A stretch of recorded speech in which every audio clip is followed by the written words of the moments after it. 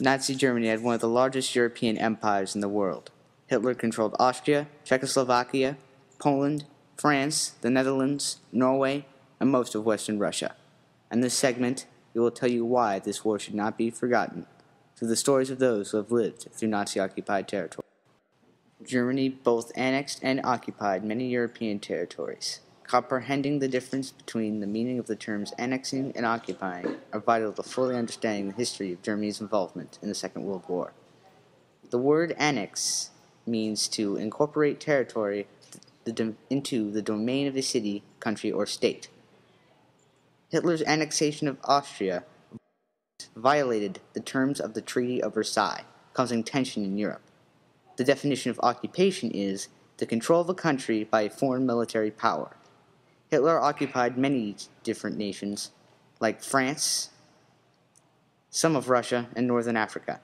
Hitler used the places he occupied for placing and running death camps, etc. There is a difference between annexing and occupying territory. When a territory is annexed, it is no longer independent, but when it is occupied, it is being controlled by another power, with some minor freedom. Nazi Germany's next target was Poland. After annexing Austria and Czechoslovakia and signing a non-aggression pact with the Soviet Union, September 1st, 1939, Germany and the USSR invaded Poland. The USSR from the east, and Germany from Germany, Czechoslovakia, and East Prussia. By September 15th, 1939, the Wehrmacht was outside the Polish capital of Warsaw. Germany offered surrender terms to Warsaw, but they refused to surrender. For around 2 weeks, the German army bombed and shelled Warsaw. September 28, 1939, Poland capitulated. The new nation was once again under German and Russian rule.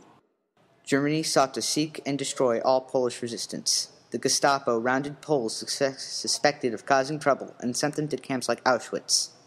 There was, however, a group of Polish freedom fighters named the AK. The AK destroyed rail lines, communication centers. They even stole research from top scientific projects and gave their findings to the Western Allies. For example, the V-1 rocket schematics. With their help, the Allies were one step closer to victory in Europe.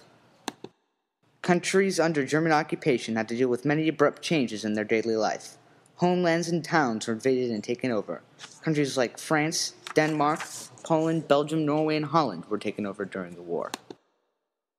Most countries quickly surrendered, and the Allies ended up having to leave. Conditions changed. People couldn't live their daily lives like they used to. Most money went to warfare through taxes, and over thousands of men were shipped out to war. For the countries now under Nazi occupation, many faced harsh rules.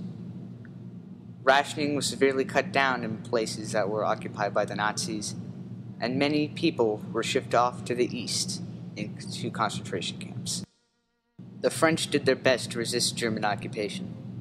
Without outstanding resistance, the Allies would have much more trouble invading Normandy.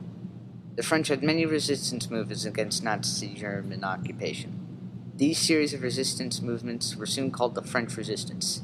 These movements influenced many other anti-German resistance groups. These resistance cells had many tactics of resisting German occupation. They fought with guerrilla warfare, fighting irregular like that. These resistance cells were filled with many armed men and women who fought a guerrilla warfare against the German invaders. The French resistance also helped Allied soldiers behind enemy lines escape through secret networks. They also published many underground newspapers, about 2 million newspapers a month. These secret underground presses were funded by the Allies in London and provided information the French would not share with the Germans that invaded them. The British supplied the French resistance and many other organizations that were against German occupation. During this time of France being occupied by Germany, France had a new government. This government was called the Vichy France or Vichy government.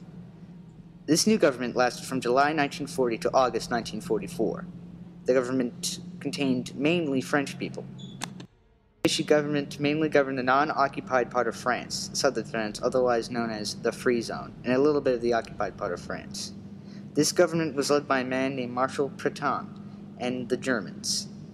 Marshall's leadership provided stability to the new government. Also, the Vichy government was allied with the Axis powers, Germany, Italy, and Japan. At the same time, a man in Britain by the name of Charles de Gaulle, who had served the government of France and a successful general, made a broadcast on June 18, 1940, about how France should resist Nazi occupation. During the Vichy government, though, he was leading France's government in exile. When France was liberated in 1944, he became Prime Minister of the French Provisional Government. The French, surprisingly, had a government when they were being taken over. Quite impressive,